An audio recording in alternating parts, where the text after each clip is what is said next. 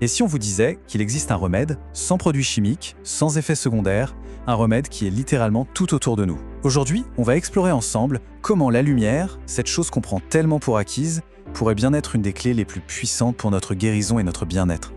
C'est une question qui peut paraître un peu folle, non?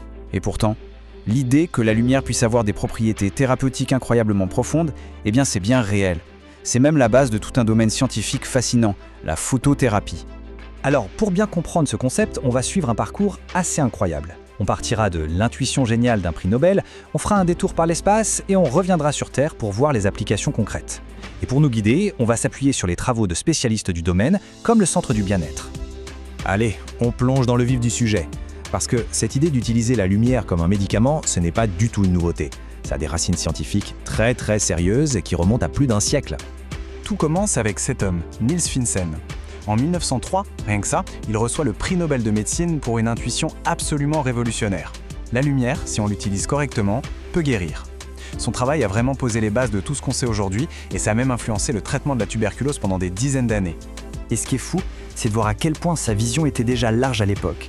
Finsen était convaincu que la lumière, et en particulier la lumière rouge, pouvait s'attaquer à des maladies aussi graves que la variole ou le lupus cutané. C'était vraiment le tout début d'une aventure scientifique passionnante. Et cette aventure, elle va prendre un virage, mais alors complètement inattendu. Accrochez-vous, parce qu'on va voir comment la conquête spatiale a, presque par accident, validé et propulsé ses recherches un siècle plus tard. Voilà le problème majeur auquel les agences spatiales ont dû faire face. Dans l'espace, en apesanteur, le moteur de nos cellules, ce qu'on appelle le métabolisme, se met à tourner au ralenti. Et ça, pour des missions de longue durée, c'est un risque énorme pour la santé des astronautes. Et la solution s'est révélée être d'une simplicité presque déconcertante. Des recherches menées dès les années 60 par la NASA, mais aussi par les soviétiques, ont montré qu'une simple exposition à une lumière rouge très spécifique pouvait littéralement réveiller les cellules et relancer la machine. Ce qu'il faut bien comprendre, c'est que ce n'est pas un gadget. Cette technologie, elle a été développée et utilisée pour garder en forme des professionnels dans les conditions les plus extrêmes qu'on puisse imaginer, des cosmonautes dans l'espace aux sous-marinés dans les profondeurs. Et c'est là que ça devient vraiment intéressant pour nous tous ici sur Terre. On va voir comment cette technologie, née d'un besoin pour l'exploration spatiale, est en train de transformer la médecine et notre bien-être au quotidien. Alors comment ça marche concrètement? En fait, c'est assez simple et élégant. La lumière rouge agit un peu comme un chargeur pour nos cellules. Elle donne de l'énergie directement aux mitochondries, les petites centrales électriques de nos cellules. Ça booste la production de collagène et la multiplication cellulaire. Résultat, la guérison s'accélère. C'est aussi simple que ça. Et l'impact est juste bluffant pour des traitements très lourds comme la chimio ou la radiothérapie.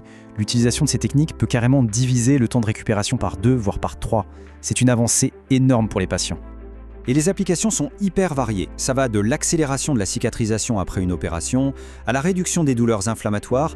Ça va être même à traiter des lésions buccales très douloureuses et ça peut augmenter la vitalité en général. La liste est longue. Mais attendez, ça ne s'arrête pas à la guérison du corps. On passe maintenant à un domaine peut-être encore plus révolutionnaire, l'impact de la lumière sur notre cerveau et sur notre santé mentale. On connaît déjà bien la luminothérapie pour lutter contre la fameuse déprime saisonnière, mais ce qu'on sait moins, c'est qu'elle est aussi très efficace pour la dépression en général et pour réguler les troubles du sommeil. C'est vraiment un allié précieux pour notre équilibre mental. Et là, on touche à quelque chose qui donne un espoir immense. Des recherches très récentes de la prestigieuse Harvard Medical School montrent que la lumière peut atteindre les zones profondes du cerveau et améliorer de façon significative l'état de patients atteints par la maladie d'Alzheimer.